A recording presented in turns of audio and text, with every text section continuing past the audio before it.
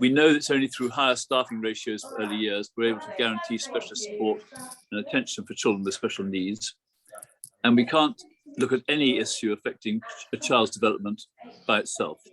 I say this, by the way, as someone whose wife was a professional psychiatric social worker before she moved on to become Secretary of State for Health.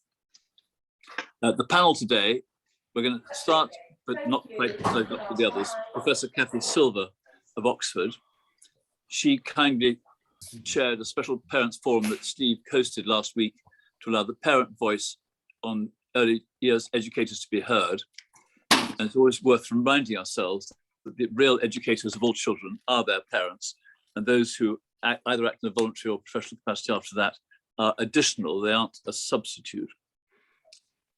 She's one of the leading experts on childcare and early education and will give thoughts on the points covered in the forum.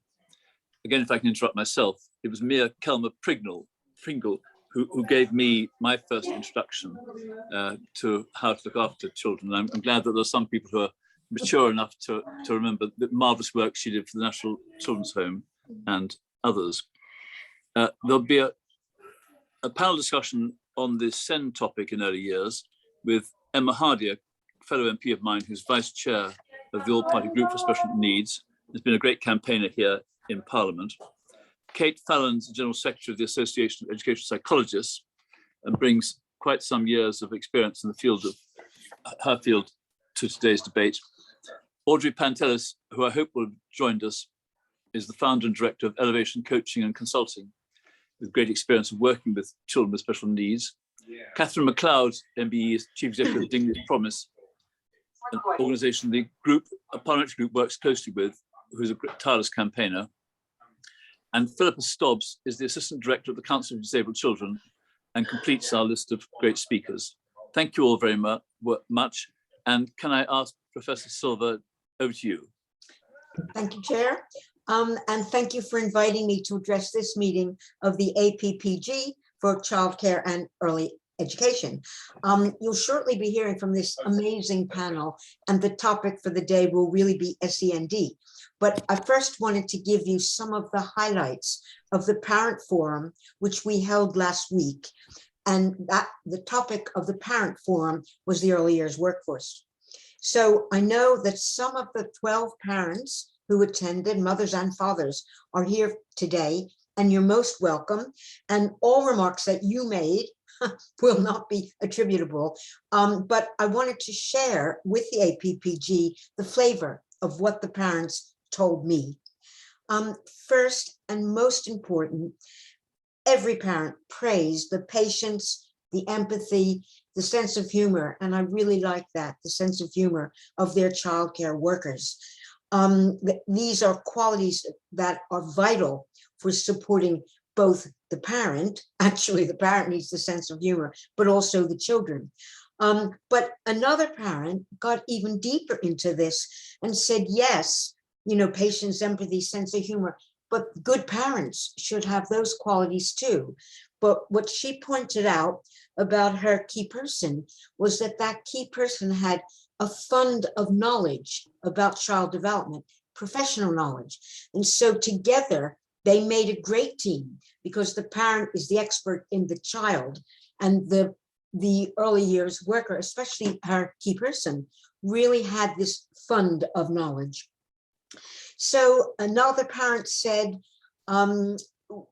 that we wanted to talk about how we could improve the situation for the early years workforce.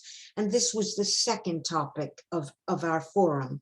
And mentioned were the need to roll out a shift booking option across settings because working patterns of parents are changing so. And there was quite a lot of support for some way that the workforce can accommodate to the changing shift pattern. A father also touched on the high cost that often comes with early years settings and how significant this is, even when both parents are working. But above all, when the parents talked about what changes could improve the workforce and improve the working of the early years sector. Above all, there was consensus that early years educators need to be better recognized, both financially and in other ways, for the vital work that they do. So parents in our forum were very clear that this meant that the early years workforce should be treated and paid at least the same as their counterparts in the maintained sector in school settings. And I hope that this message will be carried back by the parliamentarians who are with us today to discussions you have with policymakers. Thirdly, and finally, a great deal of our discussion focused on the absolutely central role of the early years workforce in children's development, and particularly in family life. I'll leave you with one quote that stayed with me from one parent last week who summed up the importance of her early years educators. We'd be lost without these people. They're truly amazing. So I leave you with these thoughts of parents. Thank you very much, Professor. I think we now move on to Emma Hardy, who I think can be with us for the next half hour or so. And I think I may need reminding how questions are going to come forward, or whether we're asking who's going to speak next. So Emma will be speaking, and then there'll be a chance to ask questions after, Fine. just before she leaves. Okay, thank you. Thanks very much. Thank you, Peter, and thanks for inviting me here. I'm not who I think you're all expecting, but unfortunately, Olivia's unwell, and so she messaged me and said, would I mind standing in for her on, in this event? And so I said, of course, as vice chair, very happy to to step in and share her thoughts. And I'll do my best to obviously answer any questions that you have. For those who don't know, my name's Emma Hardy. I'm the MP for Hull West and Hessle. But I helped set up the all-party parliamentary group on SEND because I was an infant teacher for 11 years before entering Parliament. And before that, I was a nursery nurse assistant working with obviously very young children from 6 weeks old. I worked with in nurseries. And I felt like the voices of children with SEND were not being heard enough in Parliament. So I was very pleased to set up this cross-party group. We are a relatively new APPG. We were set up shortly before the start of the pandemic. We've had some online events before, which have been really well attended. But as the extent of the COVID crisis became clear, it became obvious that there was significant work to do in identifying the impact that the pandemic would have on the provision of SEND. And that's what led to our report on the experiences of SEND families, young people and service providers during the pandemic. If you haven't had a chance to read it, obviously I recommend you all have a read of it. Or you haven't got much time, have a quick look through the recommendations. So obviously investigating the impact of the pandemic on SEND in its entirety is a huge undertaking. And I don't know how much you all understand about APPGs, but it's generally lots of goodwill that goes into putting them together and running them, and maybe not quite a lot of resources. So we did our best. We heard from SEND providers and, importantly, children with SEND and families about their experience of life under COVID. It won't come as a surprise to any of you to learn that the experiences were generally not very positive. The title of the report is Forgotten, Left Behind, Overlooked. And those words are quoted directly from participants in the evidence sessions. The testimony of these young people and families which fed into the report show that the government and the Department for Education didn't do enough to support children and young people with SEND during COVID-19. And I believe that some of our vulnerable children were frankly failed by the system. So importantly, while public health measures produced some new challenges, they largely amplified the problems and issues that were already present in the SEND system. And I think this is an important point, that COVID-19 didn't create the problems in the SEND system. The problems were already there. COVID-19 just made everything so much worse. So it meant that they were starting in a new setting, many children without the provision that they required, and in some cases weren't able to attend school altogether. And this obviously impacts children moving from early years to school during the pandemic. And we know that those early years impacts can be incredibly damaging and long lasting for children with SEND. Of course, I don't need to tell anyone listening, the issues with EHCPs are not new, but they're one example of how the flaws in the existing system left SEND children uniquely vulnerable to the instability created by COVID. And these vulnerabilities were compounded by the policy decisions during the pandemic. Many of you probably already know and have heard about the Coronavirus Act and the reduction in requirements to local authorities, schools and early years settings to make, quote, reasonable endeavours that move from statutory to reasonable endeavours. And that had a hugely negative impact on the support available. Many people who took part in our research were worried it could be long lasting. In some cases, risk assessments were used to refuse attendance for young children with SEND. These assessments were often conducted without the input of families or young people themselves. The government guidance for alternative provision was often published later than the guidance for mainstream schools. Again, it felt that they were often forgotten and afterthought after the mainstream advice and guidance was put out there. And this led to young people feeling like an afterthought. An afterthought is a quote from the evidence that we heard. And there are a host of other problems, and I do recommend you have a look at the report, especially the section dealing with the testimony of the children and families themselves. And I'll be quickly mention our 7 recommendations from the report. And the good news about this report, as I said, it's a cross-party report, it's an all-party parliamentary group, which means we do have support from politicians from different political parties, which I'm hoping gives this report more strength. So the first one was the Department for Education ensures that all future guidance pertaining to schools and other education settings are take into account the range of needs and challenges for SEND children, schools, families and carers. It should be timely and considered as a priority during national emergencies. So that was one of the issues, that we cannot continue to be an afterthought. An urgent and time-bound parliamentary review is undertaken by the government to assess the impact that COVID has had upon children with SEND.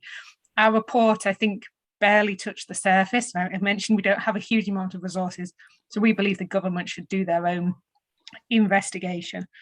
That new and additional funding is made available in the short, medium and long term to support SEND children and young people with the COVID recovery. I think this is especially important for early years settings. Specific funding should be given to addressing the delays and backlog in the production of EHCPs. The urgent funding is given to support the mental health of young children with SEND as part of the recovery from the pandemic. And the mental health provision should be fully accessible for young people with SEND and tailored to their needs. An urgent review of high needs funding needs to be undertaken, and that the Secretary of State publishes the long-awaited SEND review and commits to working with the APPG for SEND and allied APPGs in order to ensure that SEND children and young people are placed at the centre of government's policies and decision-making. And I should have probably also mentioned I was on the Education Select Committee when we did our own review into SEND as well. So there's a bit of a kind of a speedy whistle-stop tour through our report, but I'm happy to try and answer any questions that I can. And it's really good to see so many people on this call.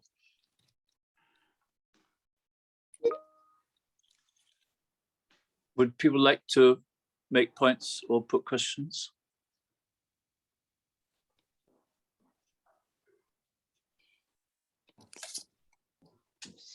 No, I've done my own head.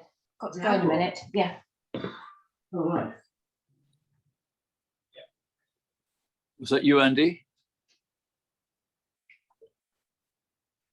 No, okay, no worries. And the as I said, the report's available online, and it would be great if people could have a little look at that and continue to feed in to it either directly through the APPG or through their own member of parliament or representative.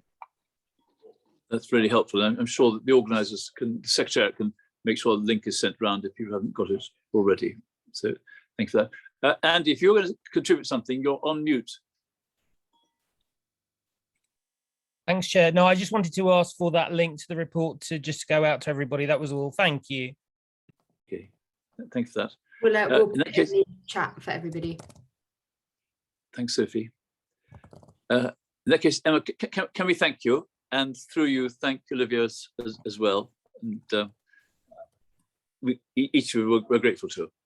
We then, I think, switch on, unless I get corrected, to Kate Fallon, General Secretary of the Association of Educational Psychologists. Kate, over to you. Thank you, Chair. I have got a couple of slides, so they're not absolutely desperate, but if Sophie could show them, that'd be very helpful. And I think before we start, you just don't know how delighted I am to have heard you refer to Maya Kelmer-Pringle at the beginning of this session.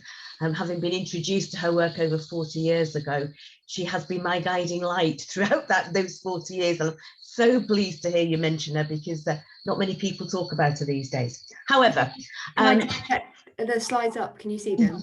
Yeah. Yeah, thanks. Yes, so I'm Kate Fallon, General Secretary of the Association of Educational Psychologists, which is both a trade union and professional association for educational psychologists across the whole of the UK. Very briefly, I trained and worked as an educational psychologist as well as a teacher.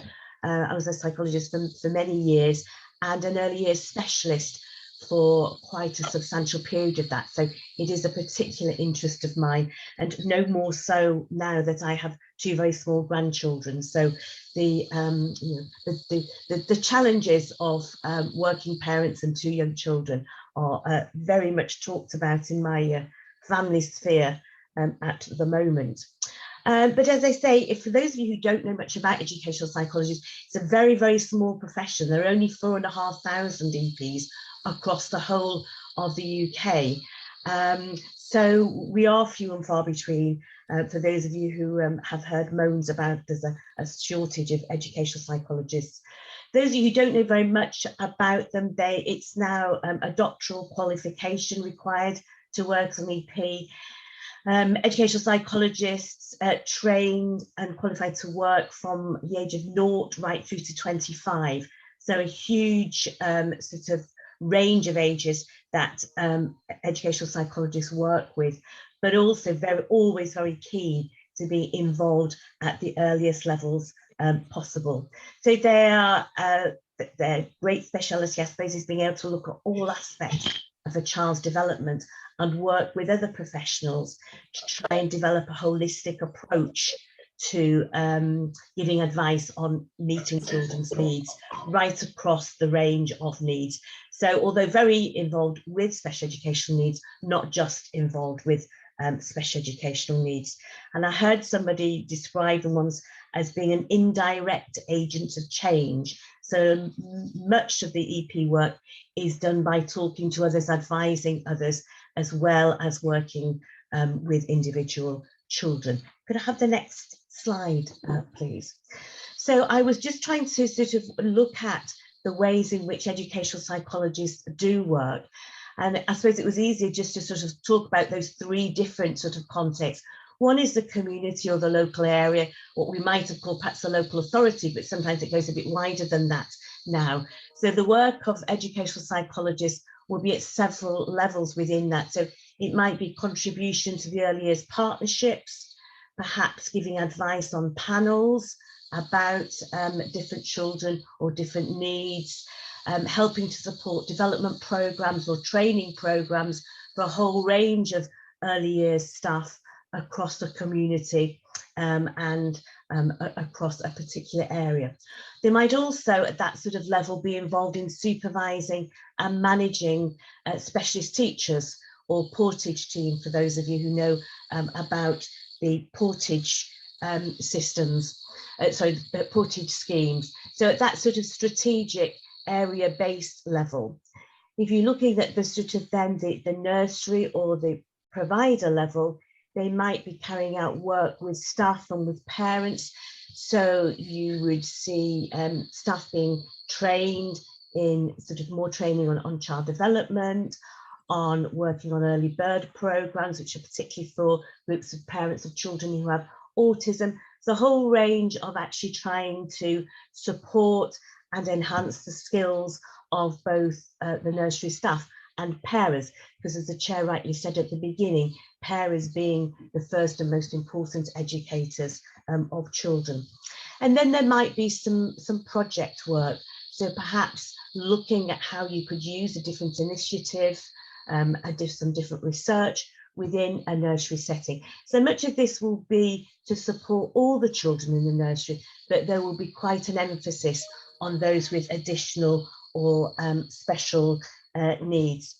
And good examples of, sorry, going back slightly here, on community and local area work. I know there are a lot of really good work going on in Derbyshire, in Rotherham, in Nottingham City and in Barnsley. So one of the things perhaps to point out at this stage is that in 2010, when there were huge changes to local authority and school budgets, there were huge changes to the budgets that provided the educational psychology services. So from 2010, we saw quite a fragmentation of the way in which educational psychology services were able to be developed, provided to early years. So in the places I've just mentioned, you'll see that those local authorities have managed to maintain a budget so that it can deliver services to early years initiatives, to early years providers. Whereas in other local authority areas, the budgets haven't been maintained for those services. So we get quite a patchwork, I'm afraid, of provision of services across the place. And then, of course, there will be work with individual children, but sometimes, as I said earlier, talking about EPs as indirect agents of change, a lot of that work will be actually listening to and talking to staff and parents, listening to their concerns and actually giving advice to the parents and to the early years staff about how best to work with the children, rather than necessarily going in there and intervening with the children themselves, because obviously that supports a sort of a longer lasting approach and intervention to supporting the children. But of course there will be some direct assessment of individual children, sometimes because that's felt necessary to add information to the picture in the consultation, to give the staff and parents advice themselves about how to work with the child. Sometimes it will be about contributing to the statutory education, health and care assessments, which may then lead to specialist provision, either within a special provision or specialist provision support within a mainstream provision, education, health and care plan. And I think one of the concerns we have at times is that in the areas where there hasn't been core funding to allow this other work for EPs, the first time educational psychologists are coming to work with some children is at this later stage, and they haven't been involved in those, in the graduated approach, in the early intervention. But there are quite a lot of good work going on, things like the emotional literacy support assistance, which have been used greatly within particularly primary schools and secondary schools, but then now the use of those staff are growing within early years. So when we talked earlier on about the importance of mental health, so EPs have been involved in big training programs in particular areas about giving specialist additional training to some of the early years staff to help particularly to look at supporting mental health of young children. Could I have the next slide, please? So this is absolutely whistle stop because I tried to keep to my time. So I talked to some colleagues recently just to ask for sort of some big comments to make to you, really. And they were very keen to talk about some of the positive features that there are at the moment in the area of early years and work with educational psychologists. And I suspect Philip is going to talk about some of the early years partnership later. But I do know that in some areas, you've got senior educational psychologists and principal educational psychologists working very much in those partnerships at the strategic level and sometimes managing part of that work. And EP is very, very enthusiastic about where that work is going well. They also talk very enthusiastically about the really good inclusive child-centered practice in many PVIs. And given that's the first sort of entry into the sort of the wider social world of children as they go through the early years providers into schools, etc., I think we always forget sometimes how important all that is to families and how those organisations help to sort of include families as part of their local community. And certainly when I was working as an early years specialist, I remember parents being absolutely delighted when a child with quite complex needs was in a mainstream nursery, being invited to children's birthday parties, for example, really important thing, so that they felt included in their local community. And children stopping them in the supermarket to talk to the mum of the little boy, who actually was non-verbal, so he couldn't tell his mum about his friends, but actually being included in the nursery. And then sometimes that's supporting a successful transition into primary schools, where maybe the primary school reception class teacher a bit concerned about the level of complexity of some of the children's needs, and the nursery staff being the ones saying, oh, actually, it's fine, you know, we were quite anxious when he came to us, but we've worked out how to do that, we worked out how to do that, and there's people to help, so actually you'll be okay. So I think we forget sometimes about the role of early years providers with supporting inclusion at a later level in early years as well. So that's just sort of some very quick, very positive features. Some of the key concerns are about SEND support and advice, which is available for early intervention in nurseries. And as I said, there's sort of inconsistency of that across the piece. So that in some areas, you'll get early specialist support from, say, teachers for hearing impairment, teachers for visual impairment.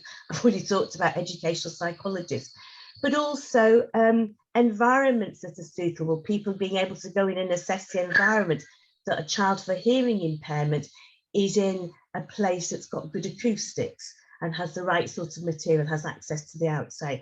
So there is concern that in some places that isn't always as good as it should be for some children. And so I think if we were to talk about what would we want in the future, it would be about this feeding into the SEND review, about having consistency and a good local offer at that early years level for specialist support and advice when it's required for all children and young people. I'm sorry, I'll leave it there. I think I've gone over my 5 minutes. I do apologise. You've been really good, Valerie, and thank you very much. And because of everyone else's discipline, we haven't actually noticed. We're still really on time. Are there any questions to Kate?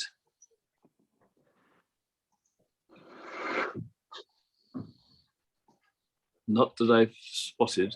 By the way, it reminds me of a discussion I used to have with Frank Field, who ran the Child Poverty Action Group for a long time before becoming a member of Parliament, picking up, I think, on Donald Winnicott about how to be a good enough parent. And I said, you ought to try to, as a parent, accumulate 5 stars. You don't have to be perfect, but if you've got a star for good things. And Frank kept saying, well, give me some examples. So I said, you can pick your own, but here are mine. And not necessarily in any order. Get each child to school on time each day in the right clothes, having had breakfast. The sort of discipline that just to sort of get into a habit of. Secondly, try after the child, after age about 6, have a regular activity at least once a week. So when your child says there's never anything to do, you can say, but on Tuesday you do sport, or Wednesday you do grannies, or whatever. Another one might be have a meal with another household once a fortnight, preferably once a week. So your child sees you with another adult and child, and you see the same thing, socialization. A fourth one might be try to be on the best possible terms with your child's other parent, whether or not you love them, whether or not you're married to them, whether or not you live with them. Your child's always got 2 parents, so don't go forgetting that. And the fifth one, which I hope you don't think is a cop-out, is if in doubt, the child's interest should come first, but normally there shouldn't be any doubt. Chair, we have a raised hand from Caroline Woodley. Caroline. Hi, I'm a cabinet member in Hackney Borough Council, and I absolutely recognise that concern around recruitment of educational psychologists. And I think what we've done is we've ended up recruiting a number through a bit of rejigging of our service, on the understanding that we'll be sort of having to train them the Hackney way. So we'll be doing some sort of in-barrage training. And I think there might be a question there around how we link up with other councils or access wider training so we can sense check the way we're doing it. And I suppose just a bit of assurance, perhaps other people on this call around what we might be doing to give greater incentives to people to come into that area of work. So obviously there's a great need, that and more caseworkers, I think probably every council could call for. Thank you for that. Shall we move on and introduce Audrey Pantelis, founder and director of Elevation Coaching and Consulting Limited. Audrey. Hello, thank you, Chair, and welcome to everybody. I am really pleased to be with you today, and I'm talking from a perspective as a former head of school, and I've been an educator for 30 years, but special needs kind of called me to it around 2008, and then effectively from working in a mainstream setting where I was a senior leader, I effectively retrained and became a class teacher in SEND, starting with working with young people who had severe learning difficulties, and then I worked my way up to becoming a head. So having worked across the wide range of disabilities, started off in secondary, but then I went back into early years, and have worked with a range of difficulties, including physical disabilities and also including autism as well. I'm really mindful of how early years it's such a special time, special in many ways, but ultimately because of the potential that these young children have. And I think it's important to recognize really when we're thinking about what we are doing, and I think Kate encapsulated it beautifully when she talked about the potential and about inclusion. When a young child comes to us in a school setting, the potential is huge, and we're also starting a pathway for these young people, for these children, of which we actually don't 100% know where it's going to go. So if you like, early years practitioners in special needs settings effectively have the potential, obviously the child does as well, but have the potential to set up pathways which may be trodden down, which may not be, but what we don't do is rule anything out.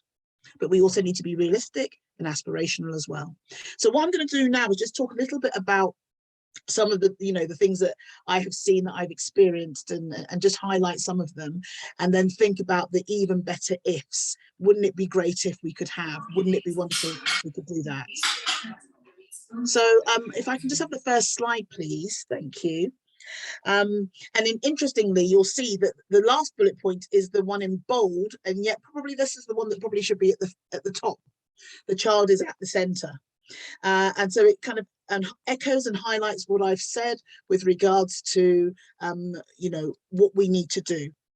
It sounds like common sense, doesn't it? But you'll be surprised to know that sometimes if a child is either brought to a school or referred to the school or whatever it is, if a child has is quite active, or has quite obvious or noticeable challenges to their learning, then I suppose as human nature, we gravitate to that, we jump on board that, and we kind of think to ourselves, yeah, we know what to do. But invariably, there are some children that present who actually are very passive, and we can't always know. And parents don't always know how to articulate that because they won't necessarily have the language. So I think this is where good practice shows itself in the amazing professionals that work with the children that come to the educational establishment. Because also another area that is really important is the preventative, if you like, or the supportive strategies that happen either through portage or whatever it is, whatever systems or setups that you can have in educational establishments, not necessarily just schools, that enables the parent to start developing that language, to come to terms with what is actually probably quite a difficult time with regards to reconciling the needs of the child, which may or may not have been anticipated. It's really important that actually that these strategies not only giving the language, but then these are some of the practices that can be utilized at home as well, which helps the child, helps the parents, and helps start to elicit what sometimes can feel like a hopeless situation, because effectively what you are looking at as a parent with a child maybe with special needs in those early days is there's a lot that they can't do. There's a lot that's not going to happen. And actually, my attitude is simply, no, we just have to think about a different way in which it will happen. We have to be realistic about what it is that's going to happen, but we also have to think about all of the can-dos as opposed to the can't-dos. And all too often, I can imagine as a parent, you're getting a lot of blockages, a lot of challenges. So I think these are some of the key things that good practice always shows, and what I endeavoured to do in the schools that I worked in and led. And I think another one that's really clear to me is the minimizing of jargon. And when there's a lot of professionals in the room, sometimes we just like to throw out our acronyms and we feel that, yes, I've got that, I can say that, you know what that means, don't you? And actually, it's not always the way. So I think, again, through that language, through that regular communication, through understanding what it is that you need to know and just talking in plain English, that's really helpful. It's amazing how you can feel ostracized when people start throwing acronyms around, because it will diminish your sense of understanding, thinking I should know that, but actually I don't know that. And if nobody makes it their business to actually involve the parents and involve everyone in the room all speaking the same language, that's when you can start to see those divisions happening. And you don't want those divisions happening at the very beginning of a child's educational kind of journey, because really there's going to be a lot of involvement from others. And so it's really, really, I think, important to make sure that there is an understanding, a clear understanding, which kind of shows itself through that regular and clear communication.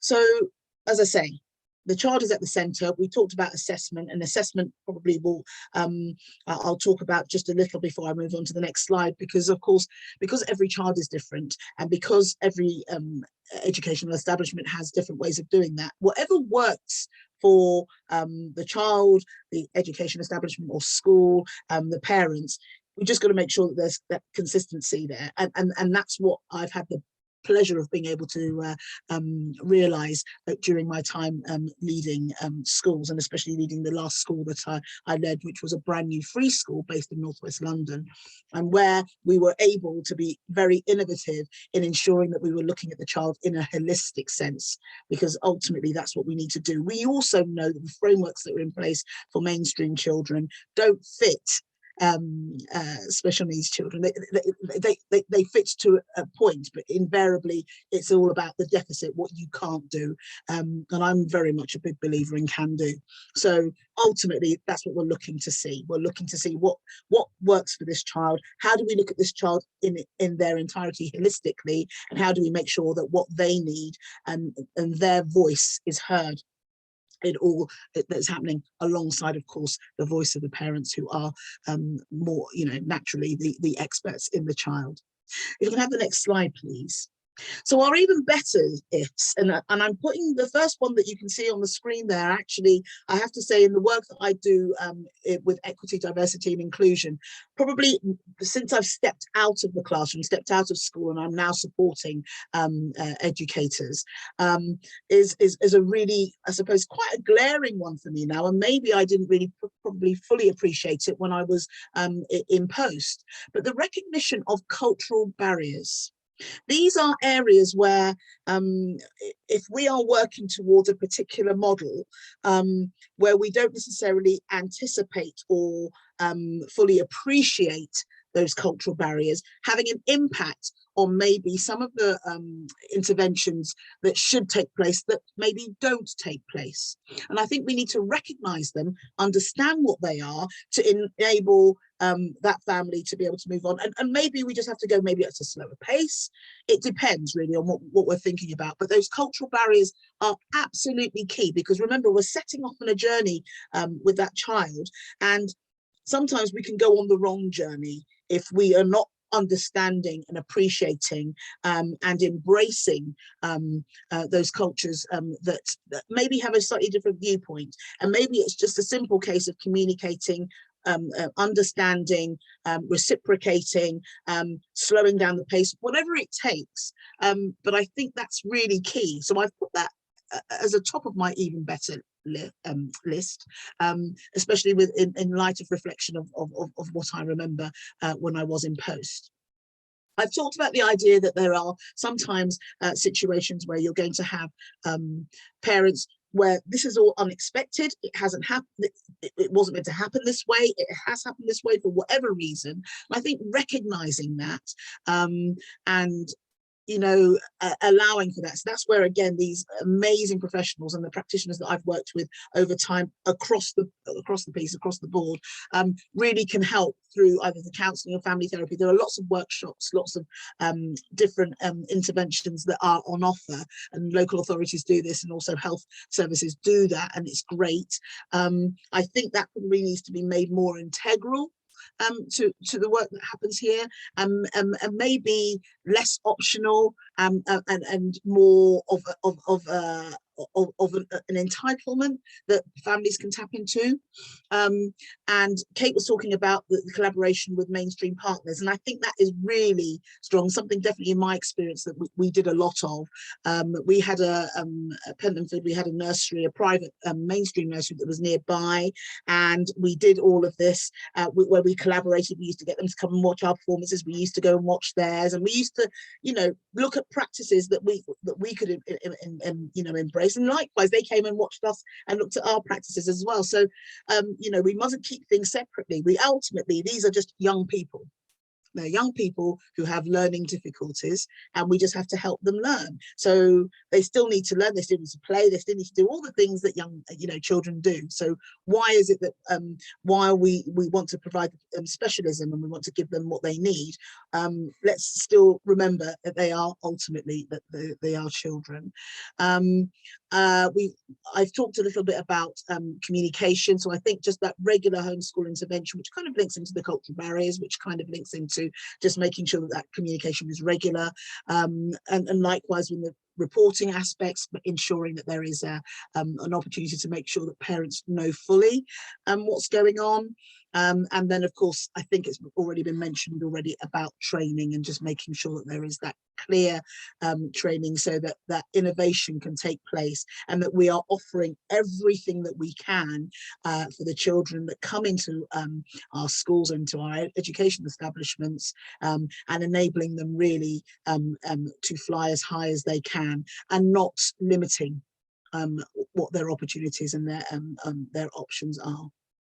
So that's me. Thank you very much. I think that's my last slide. That's right. Yeah, it was my last slide. So thank you very much. Thank you very much. Very grateful to you. Given the time, perhaps it's a good idea if we moved on straight to Catherine MacLeod, Chief Executive Dingley's Promise, and we'll follow her with Philippa Stobbs and then have questions and answers. Thank you. Thank you. So I'm going to be talking today around the overall situation of children with SEND in the early years, and really looking at whether children are getting what they need or are slipping through the cracks. So next slide, please. Just a small background on me. I'm from Dingley's Promise. We're an organisation that uses specialist early intervention to build wider inclusion. We believe that inclusion improves lifelong outcomes, and wherever it's possible, children should have an opportunity to be included. So we do that through specialist nurseries across Berkshire, where we support children and families. And when we started this journey, around 30 to 40% of our children transitioned to the mainstream. And after introducing shared provision, more family support, and use of an entry-exit pathway, it's now around 70% of the children who leave us who go to the mainstream. In addition, we have a national training offer, and we're currently delivering a 5-year programme to train 30,000 early years professionals to work more inclusively with children with SEND. And we're also a partner of the Early Years SEND Partnership, which I'll mention again a little bit later. So we're absolutely committed to making sure the voice of children with SEND and their families is heard. So in forums like this, in the early years, we're always reminding the early years to remember children with SEND. And in forums where it's around disability, like the Disabled Children's Partnership, we're always reminding them to please remember children in the early years. Next slide, please. So in the current situation, we have a context of an existing lack of places with rising needs. All the statistics that are in these slides you can see later, so you could please pop your name in the chat if you want to get them. I'm not going to give you all the details because there's not much time. But in that context of a lack of places and these rising needs and rising numbers of children, I'm going to look at 3 patterns, 3 key issues that are affecting children with SEND now. Can you go to the next slide, please? The first one is the lower take-up of entitlements among children with SEND. And we're seeing that it's children with SEND aren't taking up their free entitlements to the same level as other children are. And the item that I really wanted to highlight is something we hear from a lot of families in Dingley's Promises work, is that they're often discouraged from going to settings. And so many of them have experiences of not being accepted in mainstream settings. And I think that is something that's really key, that we have to improve the whole system to make sure that families and children feel welcome in the mainstream. Second pattern is around slower progress, even once they do get into settings. And I wanted to link that again to something that Audrey just said around being aspirational. And one of the reasons there could be that this is happening is low aspirations in settings for children with SEND. So it's something at Dingley's Promise we focus on a lot, is having the highest expectation for children, and also allowing families to have those high expectations as well, and really look at what might be possible for their children. The third pattern, which has already again been mentioned, both in the chat and also by Emma Hardy, is around long waiting lists for health professionals. Sorry, next slide, please. So there are long waiting lists at the moment for health professionals. Sorry, it's still the next slide. Thank you. And this is something that, again, that was an issue before the pandemic, has got worse during the pandemic. At Dingley's Promise, we've seen 60% of our families at the height of the pandemic had no other professionals involved with them at all. So as we discussed, there's a backlog at the moment, very, very long waiting lists, which is something that we need to address. And I'll talk a little bit more about that later. Next slide, please. So the most recent government initiatives, we've had £500 million announced for families in the early years. And this is really important for families, and certainly families of children with SEND are more isolated than other families. But I think what I would say is that we also need to be careful, because actually one of the main reasons for the stress on families is not being able to get into an early years setting, and potentially also having very long waits for therapy or assessments. So actually we need to look at the causes of that stress, not just treat the stress once families are already there in a difficult situation. The second one is the 2.6 billion for the extra 30,000 school places. In our own research in 2021, we found that the biggest issue around transitions to school was the lack of special school places that was pushing children back into the early years, and they couldn't leave the early years when they wanted to. So this will help with that, but it's also important to note that those places are not going to go into the early years, so it won't increase early years capacity for children with SEND. And then the third initiative from the government is very much around the early years professional development programme. It's a huge programme, it's really good. There is a focus on speech, language and communication, but what I wanted to highlight was there's a lesser known programme which involves the early years SEND partnership, which I know that Philippa is going to talk about afterwards. And this is also Department for Education funded, and it is vital we have specific training for practitioners on how to be as inclusive as possible, and that will be talked about in a minute. Next slide, please. So finally, in my very quick 5 minutes, my recommendations, or our recommendations as an organisation, is firstly, is local authorities to really lead that take up of places through promoting the ordinarily available provision. That is, making sure settings know what they should be giving to every child, not just children with disabilities. So make sure that's known by settings and also known by families, so families are really clear on what they should be offered when they go to a setting. And also by expanding or considering expanding the sufficiency duty of local authorities to include SEND sufficiency. At the moment, local authorities must report as a duty on sufficiency of places in general, but if they had to report specifically on SEND places in the early years, that would hopefully also drive change and really put it on the agenda for settings, for families and for local authorities. Second recommendation, training for practitioners in early identification and inclusive practice, with an emphasis on the high aspirations that we talked about earlier, making sure that all children are progressing as much as their potential allows.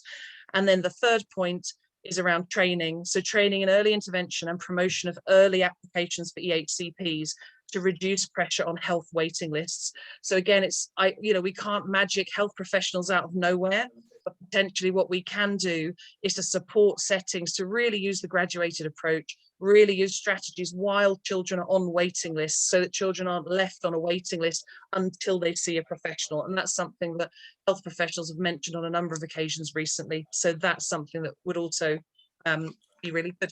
And my last slide is just to say thank you very much. Get in contact if you need any more information or you want to talk about anything. Thank you. Catherine, thank you enormously for that. The questions will come when we've had one more speaker, as you kindly introduced Philippa Stobbs. Philippa. And Sophie, if you could have my slides up, please. Thank you. It's a great privilege to be able to come and talk to you this afternoon about this piece of work. I'm Philippa Stobbs. I'm based at the Council for Disabled Children, which is hosted by the National Children's Bureau, and the involvement of the Early Childhood Unit has been very important to this project, as has the involvement of a number of different organisations also present this afternoon. And they're all brought together on my final slide, so you'll be able to see exactly who's been involved. Next slide, please. So this is a grant-funded programme funded by the DFE through the VCSE grants programme. And the key achievements I want to start with, because that's the most important thing to let you know about, is that our evaluations, and we've had a number carried out alongside our work, have supported local areas to develop better strategies to increase access and inclusion for young children with SEN and disabilities. And that's been the main focus of our work. But that doesn't work on its own. That works alongside a wide range of training for practitioners and for parents, and increasing the confidence of practitioners in being able to work with young children with SEN and disabilities, and increasing parents' confidence in engaging with the early years system and with supporting their own child as well.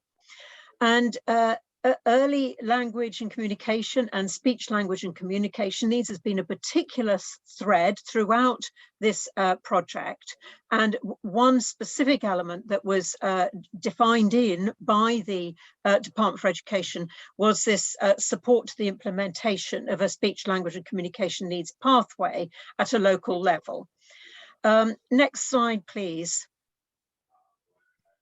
So just a little bit of data. The program's been running since very late 2018, so really got started in the early months of 2019. So just over 3 years this has been running.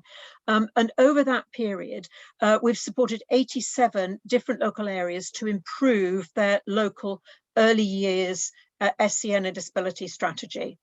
And that's been around a number of different themes, which are represented, if you like, by the specialisms who are partners in this piece of work. But it's over 12,000 parents and practitioners, local authority staff had support and training throughout the programme in 2020 to 2021. And a really key feature of one of the later additions to our partnership, the Early Childhood Unit, some work on the home learning environment, which involved the development and distribution of what we've called special treasure chests to support the development of the home learning environment for young children with special educational needs. We've developed a wide range of resources which are on our website. And just to take a little bit of a thermometer on the number of parents who've received training through parent workshops run by Contact, 207 parents attended workshops in November 2021. And there are 7 different organisations involved in the partnership. As I say, their logos are on my last slide. So I could have the next slide, please, Sophie. So, how has this worked? Well, we've had support for local areas, and I say local areas because it genuinely has brought together local authorities, people from social care services, so it's early help. We've had speech and language therapists involved. We've had practitioners and setting managers involved. We've had a very wide range of people involved in developing local strategies, because there are so many different interests involved in making sure young children get the right provision to help them to learn and develop alongside their peers. Alongside that work, and it's actually a relatively light touch piece of work, it's about 3 meetings over a year with this local group. So I've got a slide in a minute showing sort of the effectiveness of that approach. But alongside that's been training and seminars for a range of different people involved in the early years. and ways of sharing learning as we've gone along. So local areas all working on, for example, the transition of young children into school have been brought together in a network to share the learning and to learn from each other. As much about what they've been doing that hasn't worked as well as what has worked. And supporting that,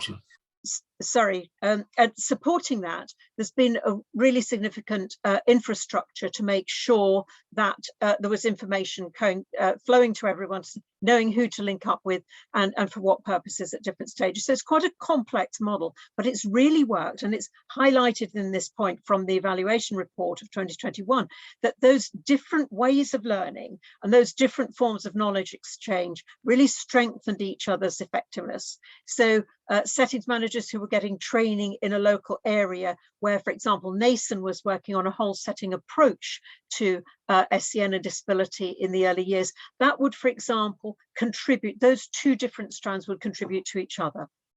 Next slide, please, Sophie. So those 87 local areas with improved strategies, working with the partners in our partnership, we've got different strands, and these are just listed here for you. So developing that whole setting approach to SEN and disability, encouraging early years settings to understand that these children are their children as much as any other child is, and ensuring that the whole setting is signed up to that approach.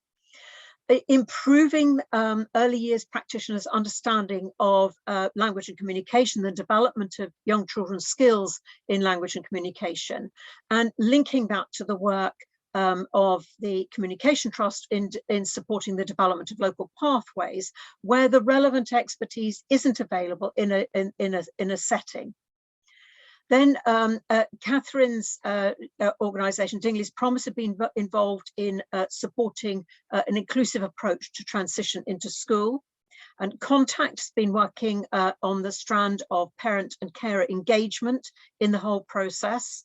And the Council for Disabled Children has been working with local areas in what local authorities have agreed with settings they should make ordinarily available for any child who might need any particular type of provision.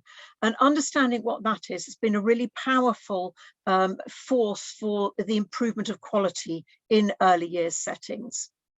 And I think I mentioned that the Early Childhood Unit at the National Children's Bureau joined the partnership more recently with some additional funding from the Department of Culture, Media and Sport to support work on developing the home learning environment. That was obviously very timely because it was during one of the lockdowns because of the pandemic.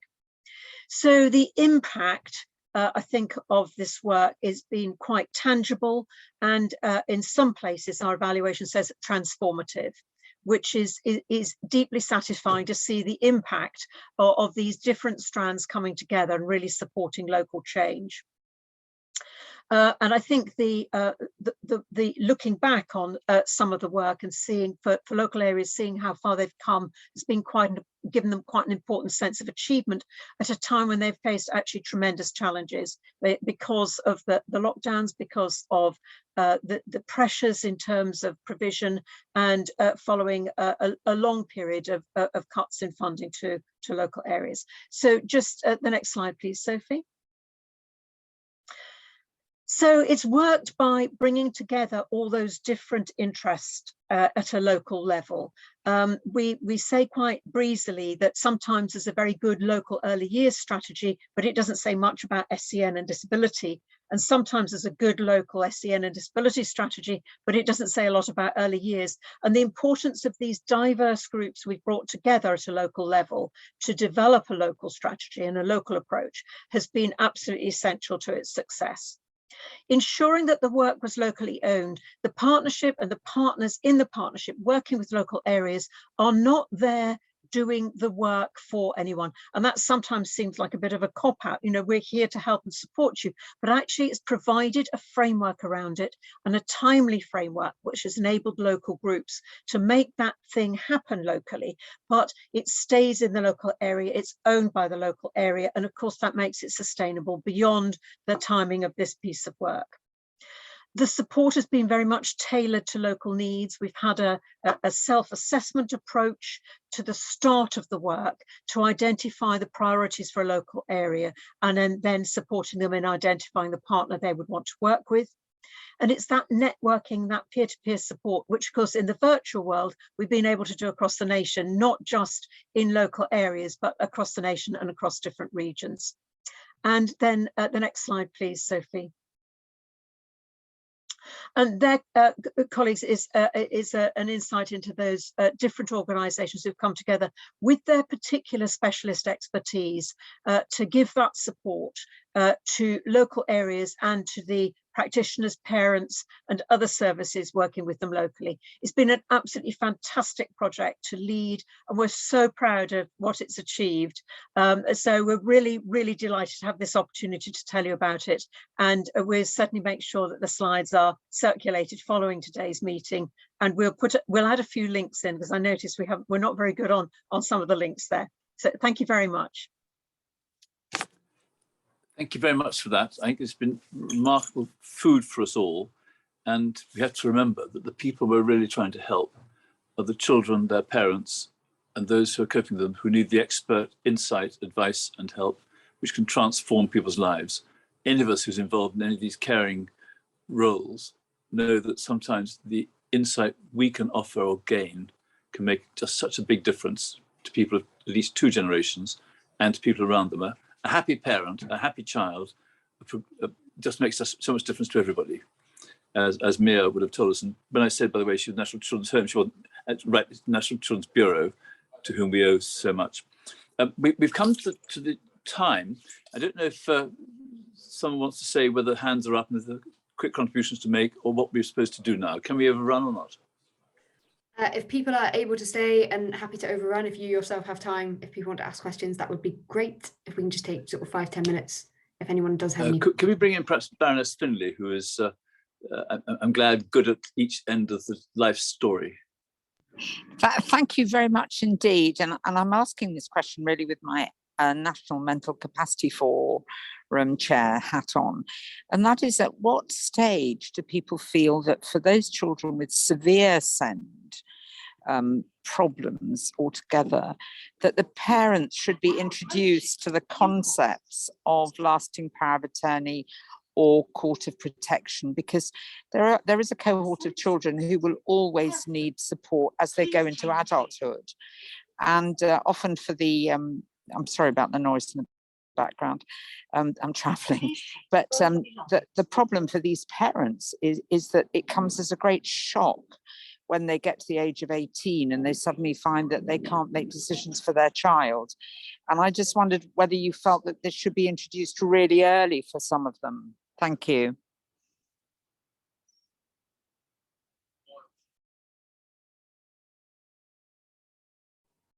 Philippa, did you want to answer that in response? I think you're on mute. Yeah, sorry, rookie error.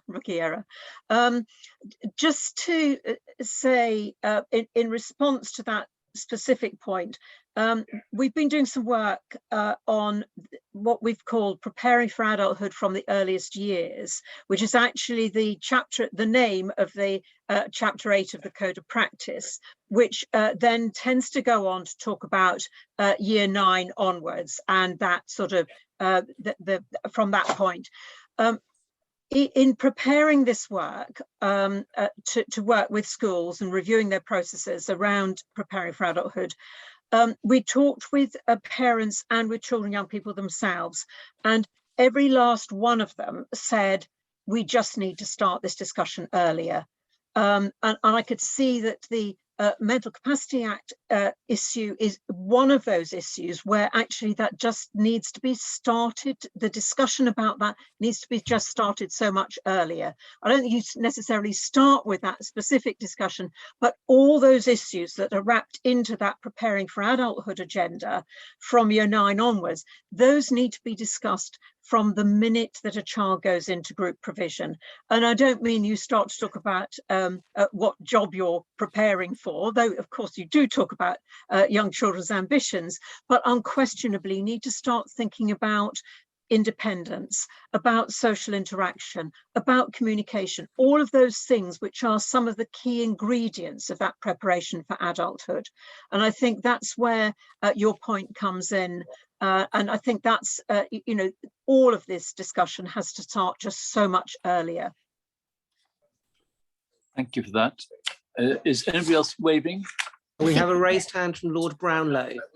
David Brownlow, please. Thank you, Peter. I'm still learning a lot about early years and SEND, and I work with Dingley's Promise. So forgive me if this is already covered elsewhere.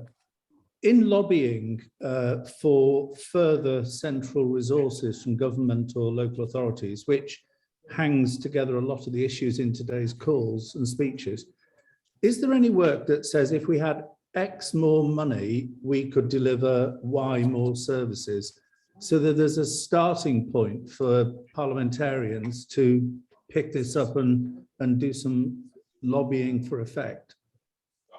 Thank you. Philippa again, perhaps? I'm sorry, I'm jumping in while others are engaging their grey cells before they do so possibly, but actually I wanted to point to Kathy Silver's work on this.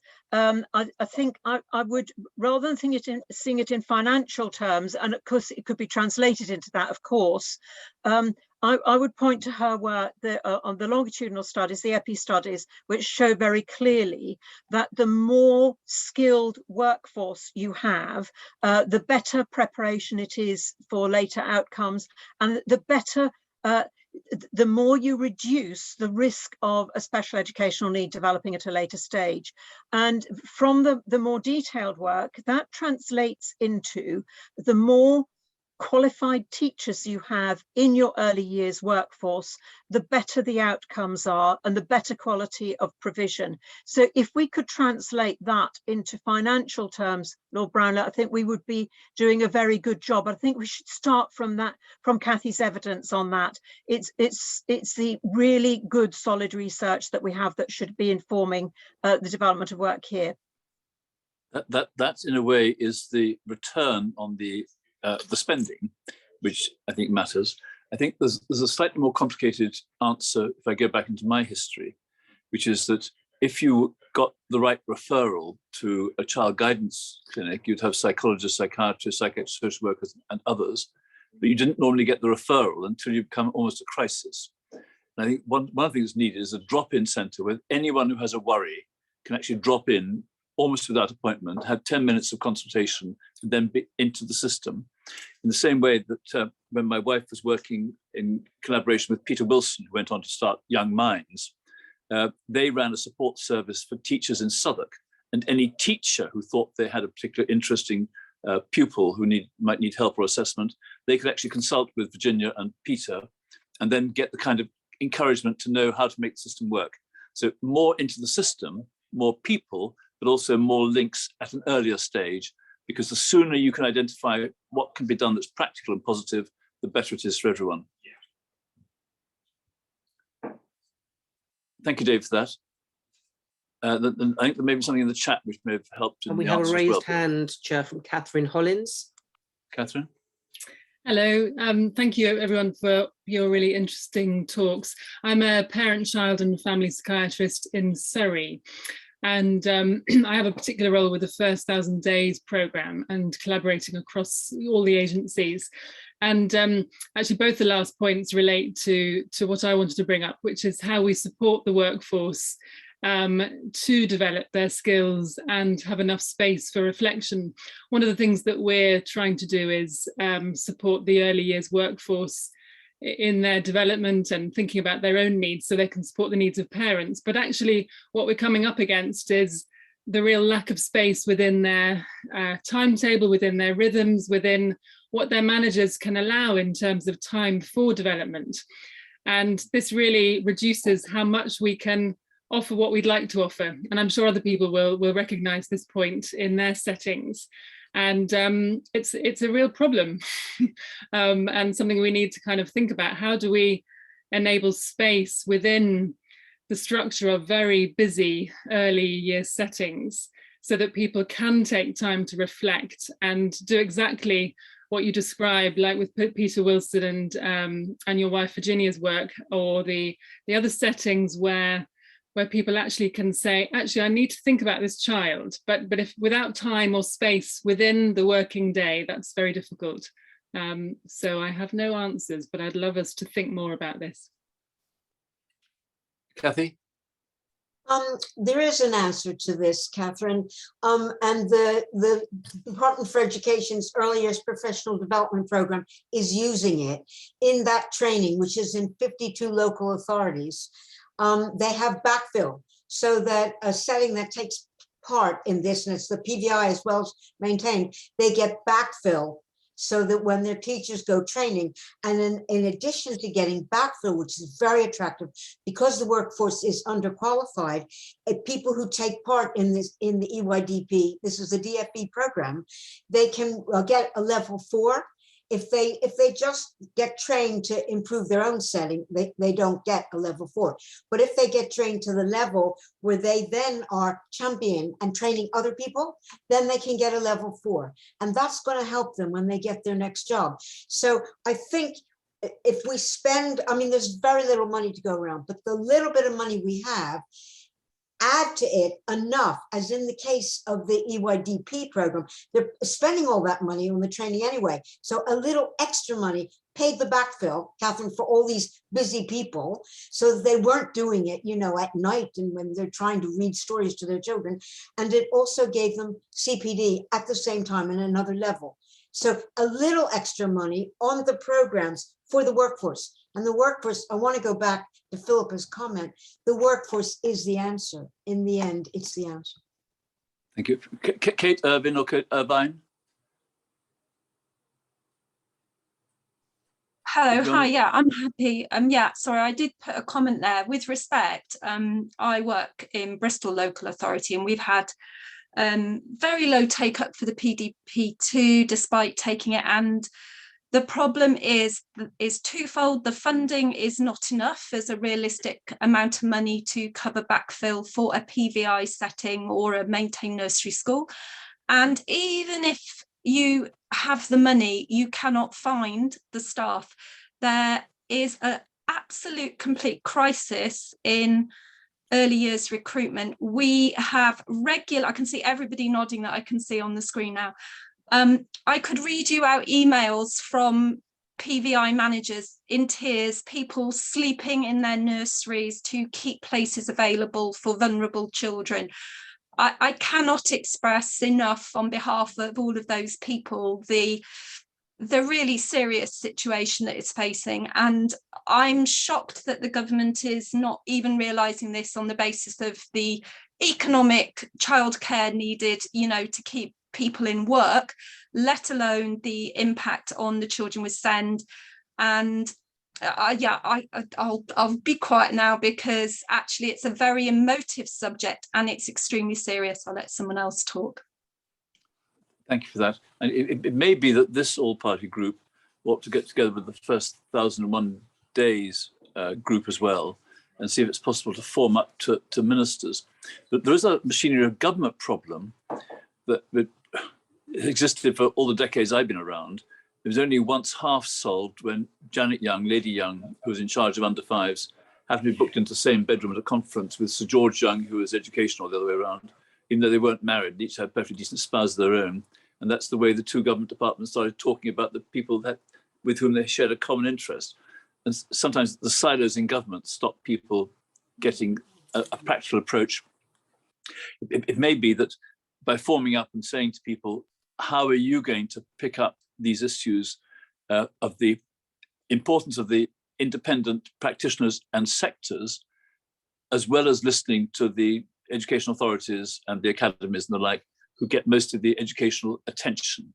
So I think that it may be that, again, with the new chair of the NHS and the chief executive, given that health is affected by this, that the early child education and special needs can be brought together. It's going to be a continuing battle, and if people have this gathering in a year or two's time, many of the same issues will be there. There'll be some examples of practice which have been adopted, quite a lot of the frustrations that have been expressed just now so well by you, Kate. Thank you. Chair, there's 3 hands that have been raised, and then I suggest that that's probably enough in terms of time. So the 3 hands that we had raised were Kath from Leeds MenCap, Kathy Silver, and Kathy Silver's indicated now that she no longer wants to speak, and Catherine from Dingley's Promise. Oh, she's also indicated that she no longer wants to speak. So Leeds MenCap, one final speaker, which is Kath. Okay, so very interested to hear you thinking about bringing together the SEND and the 1001 days.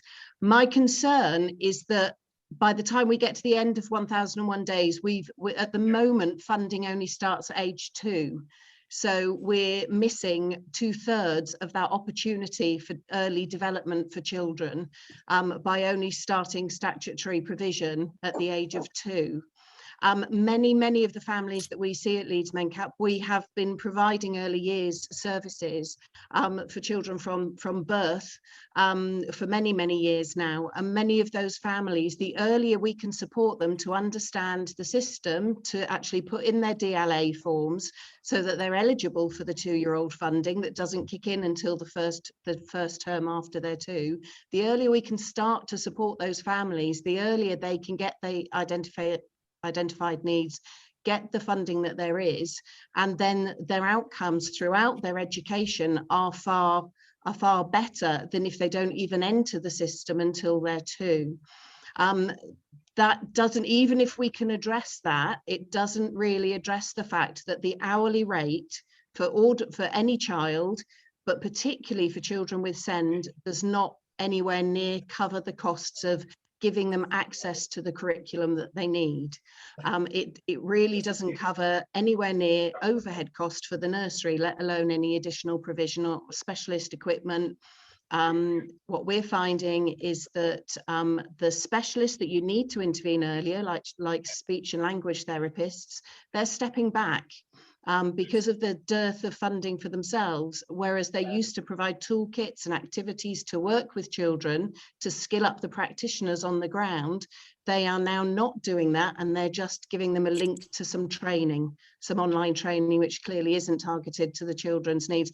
I'm sure that there's so many people on this call who have stories and examples of where this is really having a negative impact on individual children's and families' development. I don't have the solution other than being willing to work with whoever, is there working. But I think that the 2 key issues are money and starting earlier, and then everything falls from that, from my point of view. Thank you for listening. I hope that wasn't a little rant, but like everybody was saying, it's a very passionate area for us. Kath from Leeds MenCap, thank you for that. With thanks to Sophie's encouragement, I'm going to thank you all, thank all the main speakers and everyone who's been contributing by listening and by those who contributed in the chat box and the like. I'm going to make a positive suggestion, if I may. It's not a solution, but before that, can I just say that thinking of MenCap, Brian Ricks, the famous actor who did so much for MenCap, was the first person ever to mention me in their own book. And he only mentioned me by saying he'd take me out to lunch, which was very kind of him. I think the key point is each of you has those stories to tell that Kath was talking about. And you could say to your local newspaper, even though many people may not read it, would they like you to contribute the occasional column on how intervention has made a positive difference? Because that's one of the ways of saying to people, please keep your eyes open. And whether you're a councillor or you're a budget officer or you're involved with central government, that they'll read more often about how the kind of work that you all do makes a difference to people's lives. It's cost effective. It's right to do it because it's right. It's also cost effective. So I think that if you could all each think of doing your 400, 600 word articles, offer them to your local newspaper editor, but try to put an uplift bit in it at the beginning. And my last tip to you is put something in the title or the first line that echoes something that comes in the last line, and they're far more likely to say, we'll go for this. Have a go.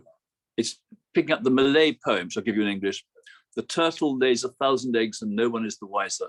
The hen lays a single one, but's a worldwide advertiser.